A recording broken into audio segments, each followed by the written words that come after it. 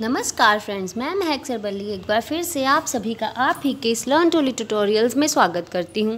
Friends, जैसा कि आप सब जानते हैं, ये चैनल सिर्फ़ और सिर्फ आप लोगों के लिए बनाया गया है, जिसके द्वारा पूरे भारत में मौजूद बच्चे जो शैक्षिक परीक्षाओं में उत्तीर्ण होना चाहते हैं 100% निःशुल्क तैयारी कर रहे हैं। फ्रेंड्स, इस चैनल में हम आपको UGC, NET, JRF, CTET, PTET, KVS, NVS, MED, BEd और इससे संबंधित सभी परीक्षाओं की तैयारी करवा रहे हैं। ये चैनल भारत का 100% निःशुल्क सोशल एजुकेशनल चैनल है। इसका ज़्यादा से ज़्यादा फ़ायदा उठाइए। इसको जितना ज़्यादा हो सके आप लाइक कीजिए, सब्सक्राइब कीजिए और भी लोगों में शेयर कीजिए, ताकि बाकी के जो बच्चे हैं जो ऐसी परीक्षाओं की तैयारी कर रहे हैं उनमें वो उनको क्लियर कर पाएँ, उनको हेल्प मिल सके। ठीक है फ्रेंड्स, इसलिए हमारी डेली की वीडियोस देखने के लिए आप बेल बटन भी ज़रूर दबा दीजिएगा, ताकि आपको हमारी डेली की जो अपडेट्स हैं वो मिलती रहें। जैसा कि आप जानते हैं कि यहाँ पे हम जो कर रहे हैं वो इस टाइम वो है UGC, NET, JRF, CTET, PTET Hindi paper 2। ठीक है, हिंदी पेपर 2 कर रहे हैं, लेकिन हम यहाँ पे हिंदी पेपर 2 के साथ साथ और भी विषयों की तैयारी जो है वो कर रहे हैं। ठीक है फ्रेंड्स, और साथ ही जो है हम पेपर 1 की भी तैयारी करवा रहे हैं। इसलिए जितना भी हो सके आप इसको लाइक कीजिए, सब्सक्राइब कीजिए और बेल बटन ज़रूर दबाइए, ताकि आपको हमारी पेपर 1 की वीडियोस भी जो है वो मिलती रहें। ठीक है, तो अभी हम कर रहे हैं द्विवेदी युग। ठीक है, आधुनिक काल में द्विवेदी युग। भारतेंदु युग के काव्य के विकास का दूसरा चरण द्विवेदी युग से आरंभ हुआ। भारतेंदु युग के विकास का दूसरा चरण द्विवेदी युग से आरंभ हुआ। आचार्य महावीर प्रसाद द्विवेदी के नाम पर इस युग का नाम द्विवेदी युग पड़ा। आचार्य महावीर प्रसाद द्विवेदी के नाम पर इस युग का नाम द्विवेदी युग पड़ा। इस युग की समय सीमा सन 1900 से 1920 तक मानी जाती है। डॉक्टर नगेंद्र ने इस युग को जागरण सुधार काल भी कहा है। डॉक्टर नगेंद्र ने इस युग को जागरण सुधार काल भी कहा है। महावीर प्रसाद द्विवेदी और उनका युग। हिंदी द्विवेदी युग के प्रवर्तक कवि महावीर प्रसाद द्विवेदी का जन्म 1864 ईस्वी में रायबरेली के दौलतपुर नामक ग्राम में हुआ। वर्ष 1903 में ये सरस्वती पत्रिका के संपादक बने तथा वर्ष 1920 तक इस पत्रिका के संपादक बने रहे। गद्य लेखन के क्षेत्र में भी इन्होंने विशेष सफलता प्राप्त की। इनके लिखे हुए व अनूदित गद्य पद्य ग्रंथों की संख्या लगभग 80 है।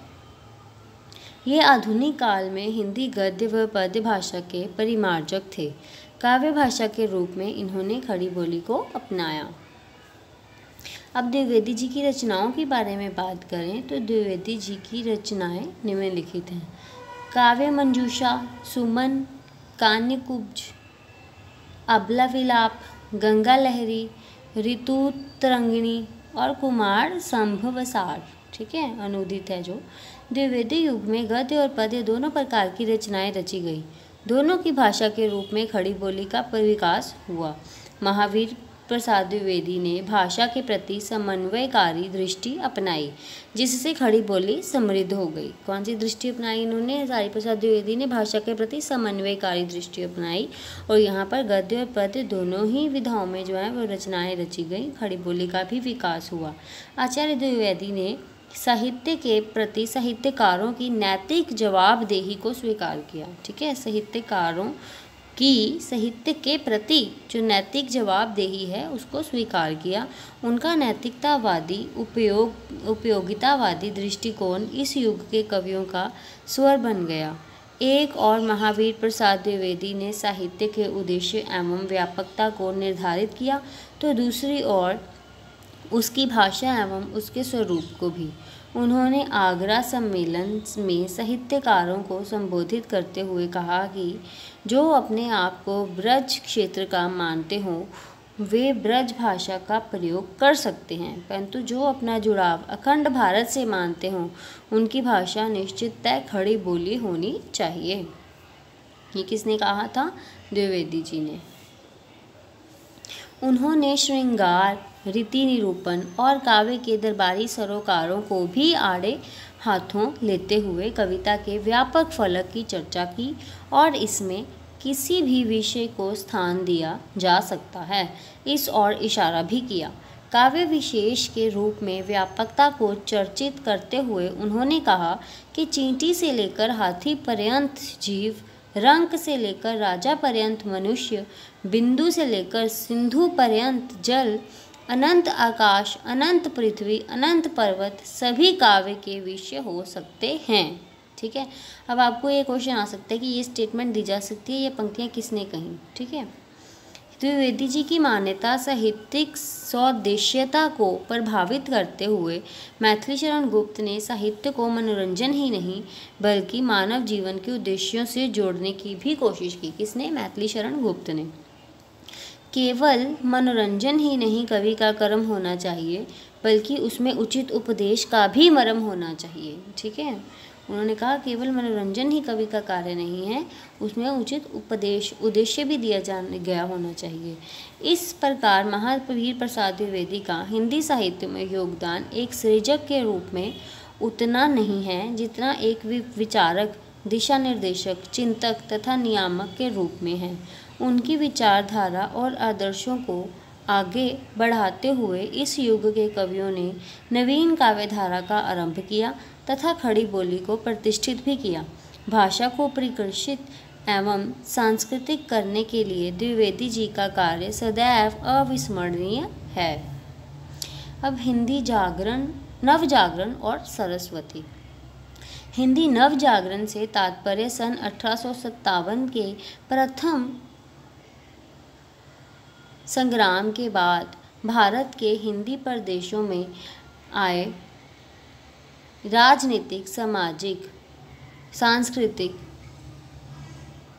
जागरण से है। हिंदी नवजागरण की सबसे प्रमुख विशेषता हिंदी प्रदेश की जनता में स्वातंत्र्य चेतना का जागृत होना है। इस नवजागरण का पहला चरण सन 1857 का विद्रोह है। दूसरा चरण भारतेंदु हरिश्चंद्र से तथा तीसरा चरण महावीर प्रसाद द्विवेदी से शुरू हुआ। ठीक है, हिंदी नवजागरण में द्विवेदी जी की महत्वपूर्ण भूमिका रही। भारतीय स्वतंत्रता आंदोलन को गति व दिशा देने में भी उनका विशेष योगदान उल्लेखनीय रहा। सरस्वती पत्रिका हिंदी साहित्य की प्रसिद्ध तथा प्रतिनिधि पत्रिका थी। कौन सी पत्रिका? सरस्वती पत्रिका। इस पत्रिका का प्रकाशन वर्ष 1900 में आरंभ हुआ। वर्ष 1933 में महावीर प्रसाद द्विवेदी इसके संपादक बने तथा 1920 वर्ष तक लगातार 17 वर्षों तक इसका संपादन करते रहे। द्विवेदी जी ने इस पत्रिका में ऐसे लेखों को प्रकाशित किया जिन्होंने नवजागरण की लहर को प्रसारित करने में महत्वपूर्ण योगदान दिया। डॉक्टर रामविलास शर्मा ने अपनी पुस्तक आचार्य महावीर प्रसाद द्विवेदी और हिंदी नवजागरण में सरस्वती पत्रिका से उदाहरण देकर इस बात को पुष्ट भी किया है। आचार्य द्विवेदी से प्रेरणा लेकर तथा उनके आदर्शों को आगे बढ़ाने वाले अनेक कवि सामने आए, जिनमें मैथिली शरण गुप्त, गोपाल शरण सिंह, गया प्रसाद शुक्ल, स्नेही और लोचन प्रसाद पांडे प्रमुख हैं। द्विवेदी जी से प्रेरणा प्राप्त करके मैथिली शरण गुप्त जी ने साकेत महाकाव्य की रचना की। साथ ही बहुत सारे कवि जो पहले ब्रज भाषा में कविता लिख रहे थे, वे द्विवेदी जी तथा सरस्वती पत्रिका से प्रेरित होकर नए विषयों पर खड़ी बोली में कविता करने लगे। इन कवियों में अयोध्या सिंह उपाध्याय, हरिओद, श्रीधर पाठक, नाथूराम शर्मा, शंकर तथा राय देवी प्रसाद पूर्ण प्रमुख हैं।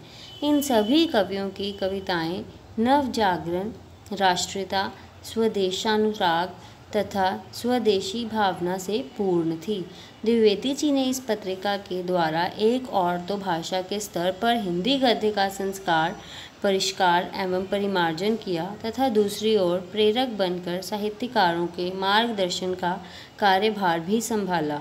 इन्होंने साहित्यिक और राष्ट्रीय चेतना को स्वर प्रदान किया तथा इस पत्रिका के माध्यम से ज्ञानवर्धन करने के साथ साथ नए साहित्यकारों को भाषा का महत्व भी समझाया तथा गद्य पद्य के लिए राह भी निर्मित की।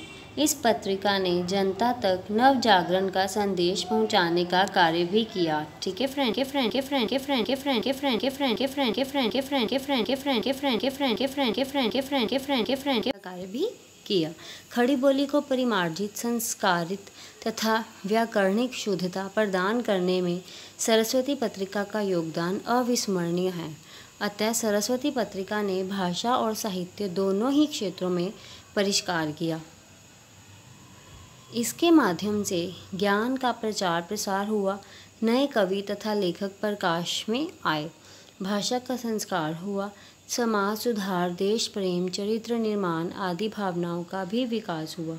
देशभक्ति और राष्ट्रीय चेतना को विकसित करने में सरस्वती पत्रिका का विशेष योगदान रहा। अतः नवजागरण परक चेतना को आगे बढ़ाने तथा जनमानस तक पहुंचाने में सरस्वती पत्रिका ने महत्वपूर्ण भूमिका निभाई। ठीक है फ्रेंड्स, तो ये हमने किया है द्विवेदी युग, उसके बारे में जाना है। अब इसी से कई सारी ऐसी जो है वो हमारी प्रवृत्तियाँ निकल के आती हैं। ठीक है कि द्विवेदी युग की क्या प्रवृत्तियाँ थी, वो अब हम अपनी नेक्स्ट टॉपिक में लेके आएंगे। So stay tuned. ठीक है friends, thank you for watching our video. Please like, share and subscribe. Thank you so much.